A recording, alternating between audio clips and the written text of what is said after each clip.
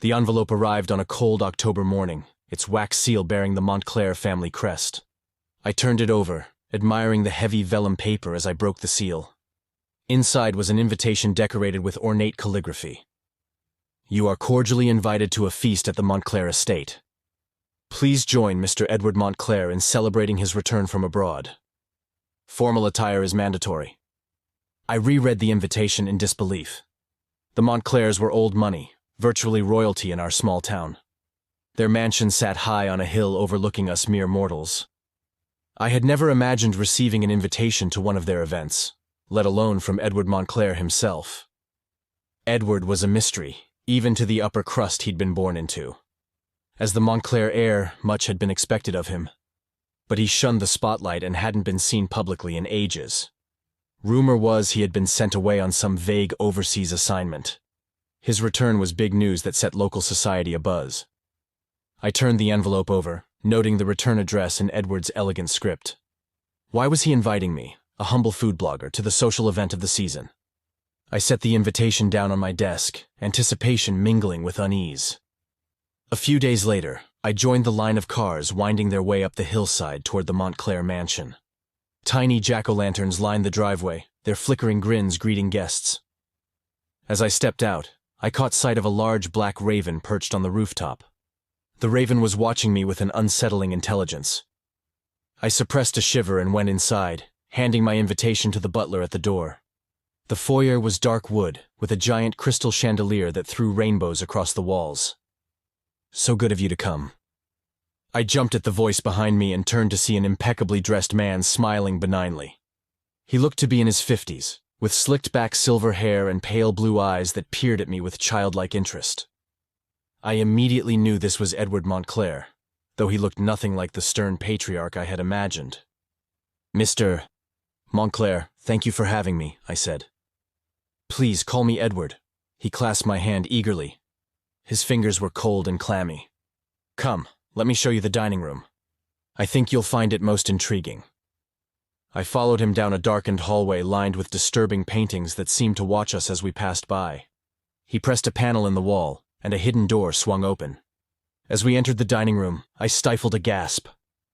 The long table was laden with exotic foods I could not identify.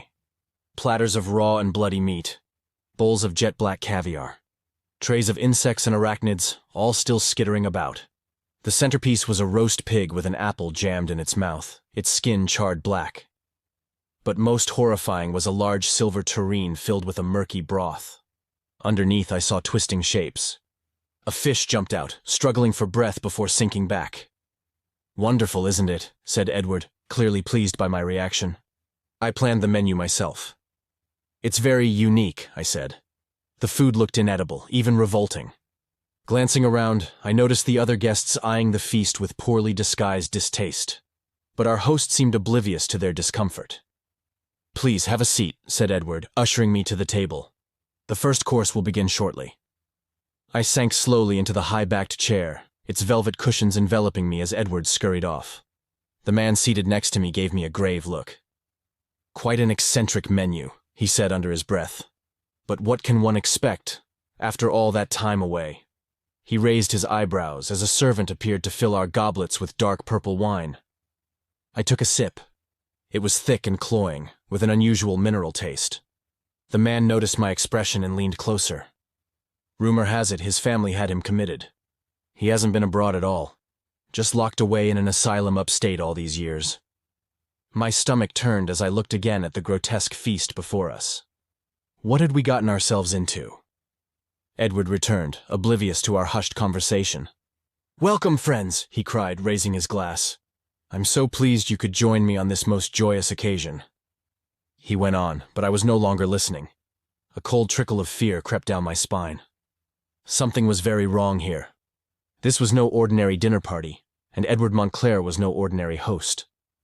I stared at my goblet of strange wine, Edward's words echoing in my ears. A joyous occasion? There was nothing joyous about this place. Around me, more guests filed into the darkened dining hall, equally unsettled by the ghoulish setting. The women wore evening gowns and furs that brushed against the floor as they walked. The men looked good in their fancy suits, but their confident faces changed when they saw the strange meal. "So wonderful to see you all," Edward cried, rushing to greet each new arrival. "Please, come in, come in. We're going to have so much fun tonight." His enthusiasm was off-putting, and his gaze darted about rapidly behind his silver spectacles. When he clasped the hands of two bejeweled ladies, they both flinched at his clammy grip. Their eyes met briefly and shared unease. Edward remained oblivious as he whirled around the room, ushering his alarmed guests to their seats. "We really must catch up." "It's been too long," he said to a man who looked repulsed by Edward's attempt to embrace him. Finally, Edward arrived at the head of the table, the great blackened pig almost mocking him from its platter. He raised his hands theatrically. "My friends, what a glorious evening," he declared with a too-wide grin. "It warms my heart that so many could attend my welcoming dinner. Please, enjoy the hospitality of the Montclair estate." With this, he sat, and servants appeared to begin serving the disturbing courses. The man next to me leaned over with a frown. "Not quite right, is he?" he muttered. All those years away clearly addled his mind. "My cousin was just in Paris and said she never saw him once." I glanced around at the other guests, half-heartedly nibbling at the rancid feast, lips curled in distaste. In the dim light, the bizarre symbols carved into the walls seemed to twist and move of their own volition. A woman in an emerald gown gestured discreetly at a writhing bowl of leeches. Her companion suppressed a gag and pushed the dish aside. Up and down the massive table, people shifted uncomfortably beneath the glassy-eyed portraits glaring down at us. At the head of the table, however, Edward babbled on cheerfully between mouthfuls. "This caviar is from just off the Volga, picked from only the finest beluga sturgeon. And this wine," he held up his goblet of purplish ooze, "has notes of violet and licorice. Exquisite." I stared at him, this pathetic man smiling and gorging himself on the nightmarish spread. A wave of pity rushed through me. The rumors were surely true. His family had sent him away to hide their shame, only to drag him out again for this ill-advised dinner. He was clearly not of sound mind.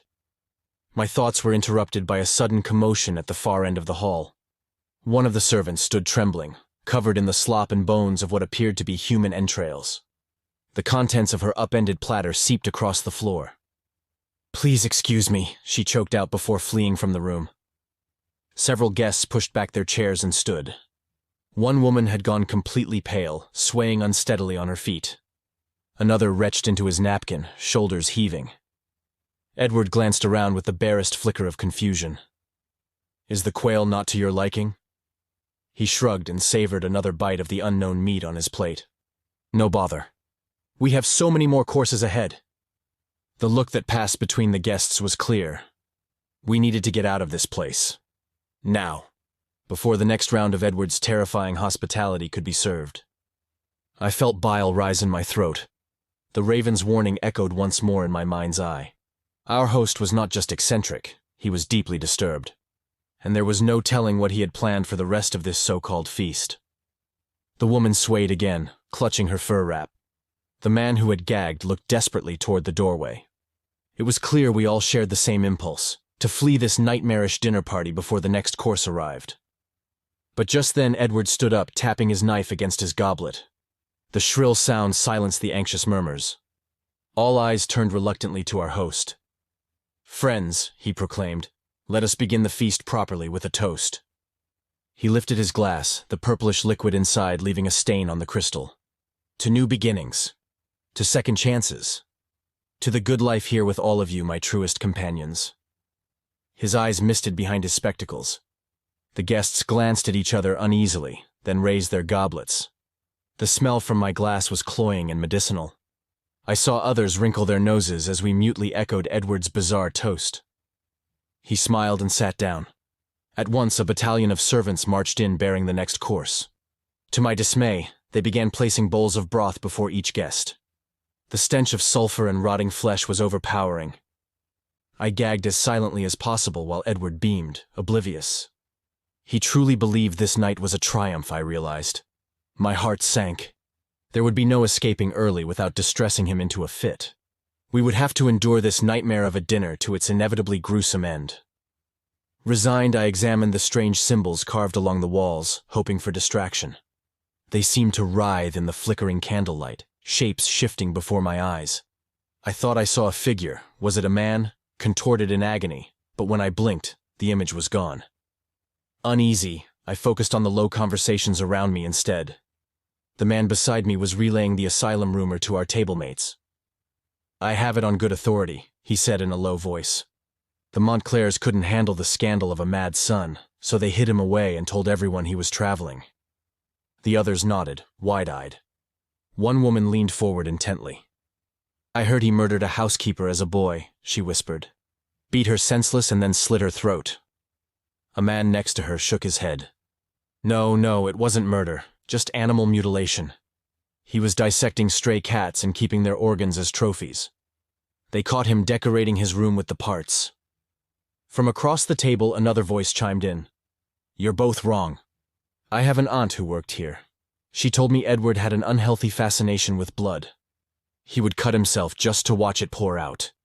They'd find him lying in the bathtub, water-stained red." I suppressed a shudder, my appetite vanishing. Down the table, a man with a waxed mustache cleared his throat. "I believe it was arson," he said grimly. "Edward liked to play with fire and chemicals. Burned down the east wing when a chemistry set went awry. Nearly killed his sister, too." The woman next to him nodded eagerly. "Ah, yes, I heard about that incident. But I was told it wasn't an accident at all. He lit the fire intentionally to collect the bones of the dead to grind up for his art projects." I gripped the table edge, a wave of nausea passing through me. Just what manner of monster were we dining with tonight? And what exactly constituted the various courses of this so-called feast? Edward sat humming while nibbling a tentacle from his broth.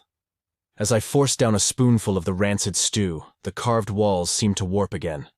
This time I was sure I saw a face, mouth open and silently screaming.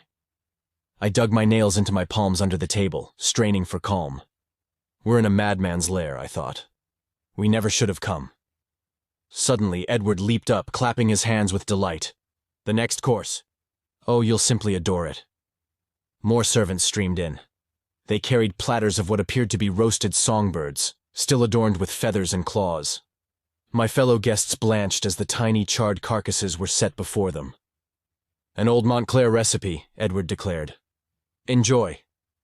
I stared at the petite horror on my plate. The remaining plumage was singed black.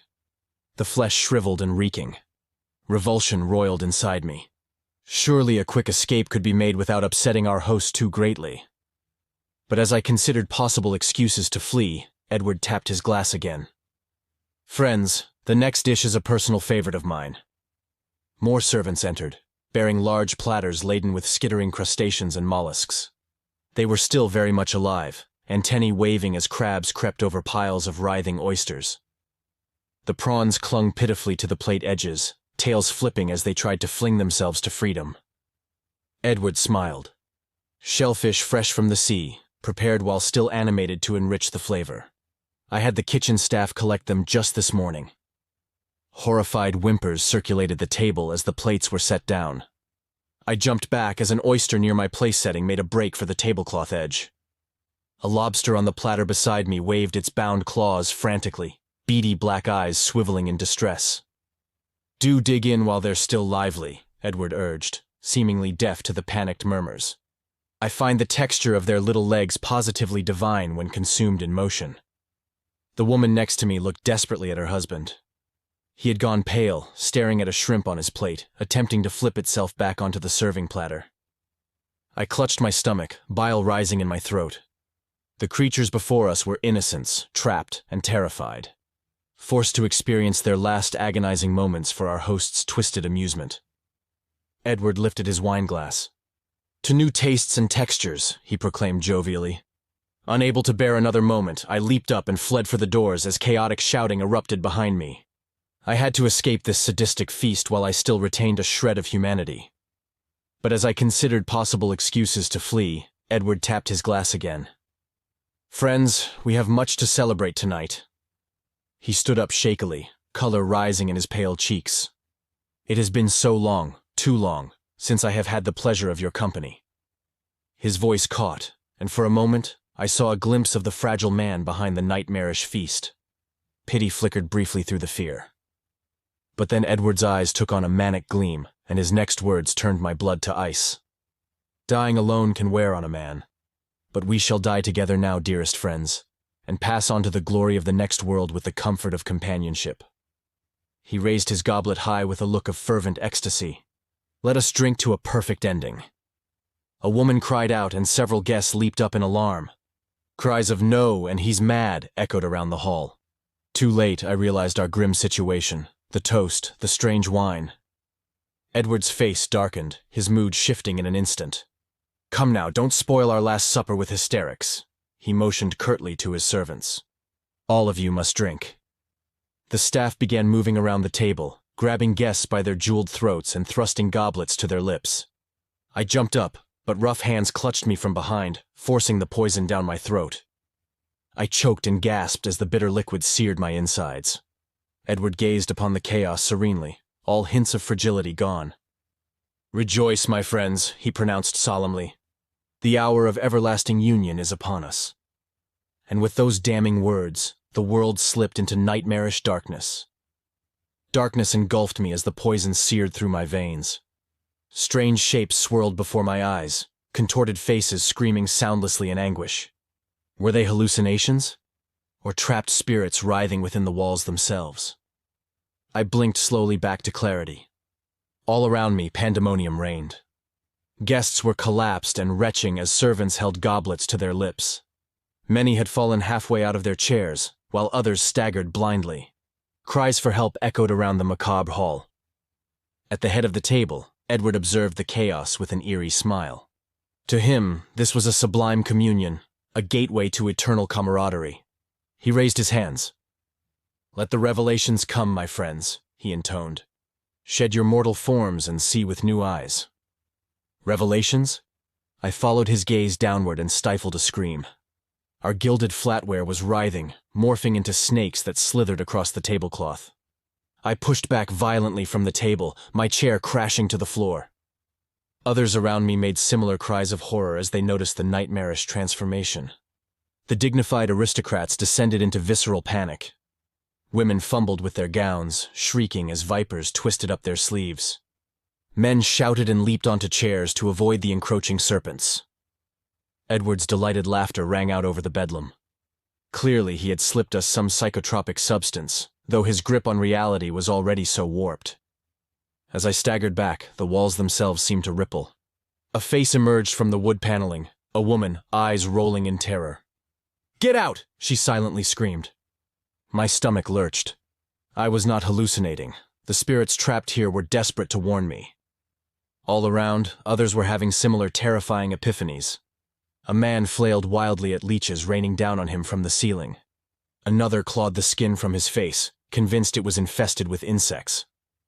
"This can't be real," a woman muttered frantically. It must be some parlor trick or mass hysteria, but her eyes held dawning horror at the impossibility of denial. At my side, a heavy-set gentleman doubled over, retching violently. When he lifted his head, it was not bile but a stream of blood that poured from his lips. He grasped my arm with a trembling, crimson-stained hand. "We have to flee," he gasped. "While we still can," he collapsed before finishing his warning. Around me, those still in control of their faculties looked desperately to the exit. Could we escape while Edward and his servants were distracted? I suppressed a shudder. If we fled in haste, I did not doubt Edward would notice our absence quickly. And it was clear the spirits trapped here could offer no escape, only silent warning. The bloodied man was right, we had to leave immediately. But it would take a careful, coordinated effort. I scanned the disintegrating dinner party, assessing who could make a quick escape. Men grappling with hideous beasts only they could see. Women clawing at their throats as poison coursed through them. Guests staring catatonically into space, lost to their waking nightmares. Too many were already lost in this endless feast of shadows. But some still clung to their sanity. Enough to stage a mass exodus? I took a deep breath and moved toward a woman clutching a candelabra, eyes darting. It was time to gather the sane and make our escape before Edward and his hospitality could rob us of life itself. I hurried over to the woman gripping the candelabra, keeping my eyes averted from the hallucinations swirling around me. She flinched when I touched her arm, eyes wild and distrustful. We have to get out of here, I whispered.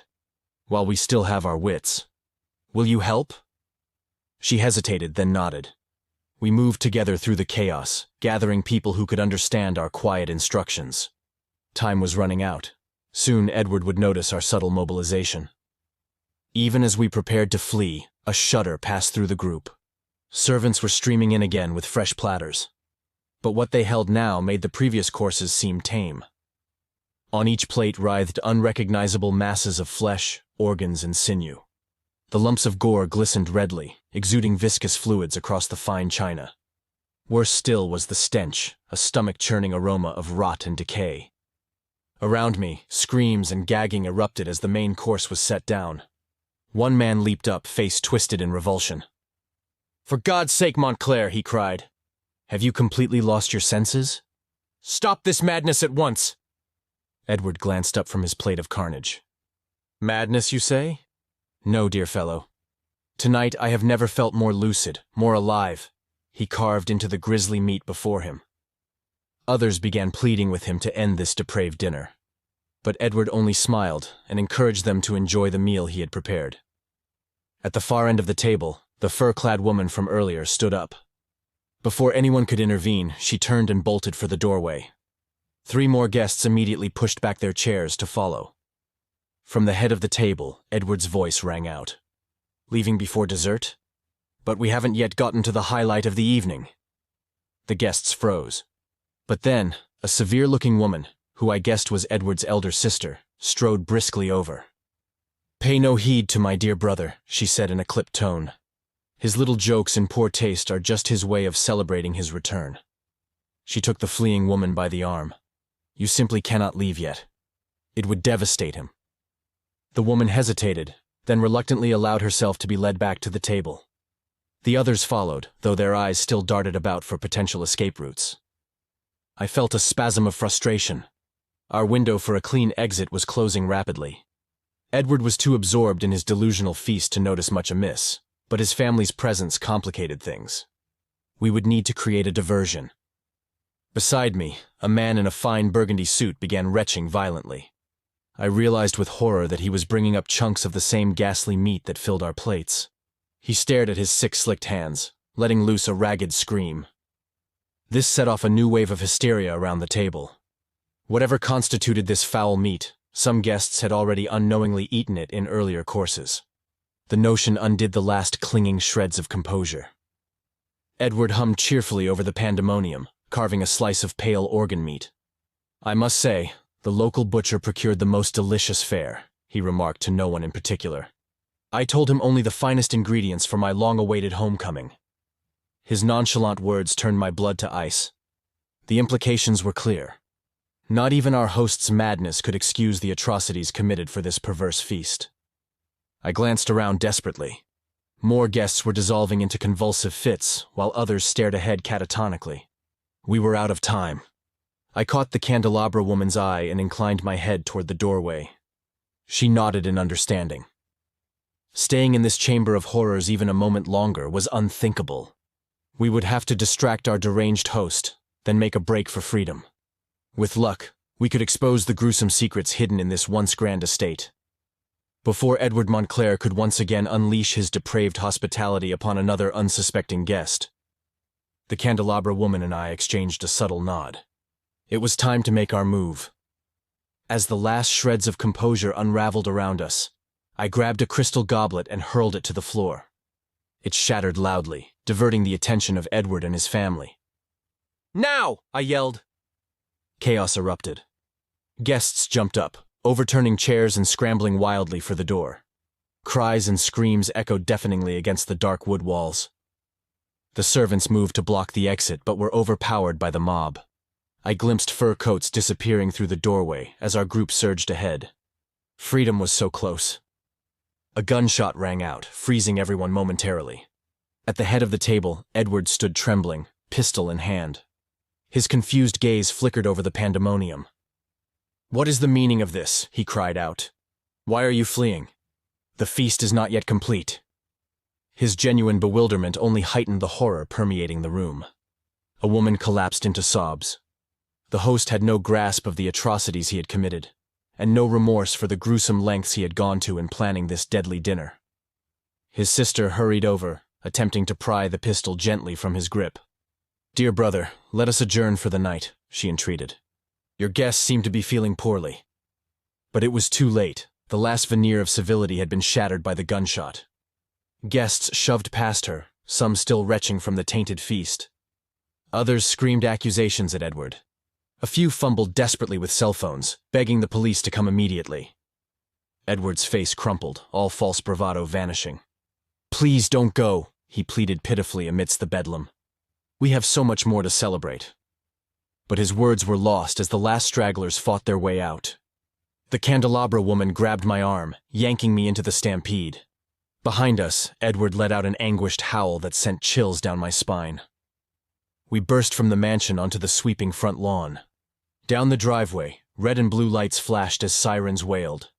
Never had I felt such profound relief at the sight of approaching police. I glanced back at the monstrous facade looming behind us. Somewhere inside, Edward was still trapped in his nightmare world, unable to comprehend the revulsion he inspired.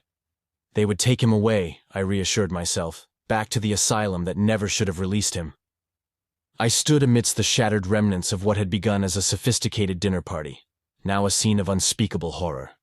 The once joyous atmosphere was replaced by a chilling silence, broken only by the distant wail of sirens and the stifled sobs of fellow survivors. The mansion, which had promised an evening of elegance and mystery, had become a chamber of terrors under the twisted guidance of our host, Edward. As the authorities arrived, piercing the night with their urgent lights, I knew that the scars etched into our minds would not easily fade. I joined in a wordless, comforting embrace with the candelabra woman, a fellow survivor. Together, we watched as Edward, the mastermind behind the grotesque feast, was seized by orderlies and taken away. His anguished screams echoed through the night, a stark reminder of the madness we had narrowly escaped. The aftermath revealed the true extent of the horror. Reports indicated that Edward had lured and butchered local missing persons, serving their flesh in his macabre banquet. The revelation shook us to our cores, knowing that we had unwittingly partaken in such a heinous act. I tried to purge the vile memory, but the taste of the feast lingered, a constant reminder of the night's atrocities. Despite my efforts to move on, the experience haunted my dreams, where the faces of Edward's victims visited me, their silent screams a chilling testament to his brutality. My blog became an outlet for my trauma, detailing the horrific events for an audience equally fascinated and horrified. With each post, I peeled back the layers of that night, exposing the raw, gruesome truth of Edward's madness. As the story spread, I became an unwilling celebrity, my every move scrutinized by those eager for more gory details. But behind the voyeuristic curiosity lay a deeper, unsettling truth, the realization that darkness resides in all of us, a beast waiting to be unleashed. In the end, I found a strange kinship with Edward, understanding that we were both products of our circumstances, shaped by forces beyond our control. It served as a grim reminder of the fragility of our hold on sanity, and the thin line that separates us from becoming monsters ourselves. As I put down my pen, I pondered the moral of this gruesome tale. It was a warning, a reminder of the primal instincts that lurk within, ever ready to emerge and consume us. In our pursuit of civility, we must never forget the beast that waits within, for it is always ready to feast. And so, the shadows of the story fade, but the chill it leaves behind lingers in the air. We hope this tale has intrigued, perhaps even unsettled you, as all good mysteries should. Thank you for journeying with us through this eerie narrative. If you've enjoyed this spine-tingling experience and wish to wander through more tales of the unknown and the unexplained, remember to like this video. And to ensure you never miss a chance to peer into the shadows with us, please subscribe to our channel. By subscribing, you become a part of our exploratory journey into the heart of darkness and mystery. So, until next time, keep a watchful eye over your shoulder, for you never know what might be lurking in the corners of your reality. Sweet dreams, and may your nights be filled with thrilling tales and haunting whispers.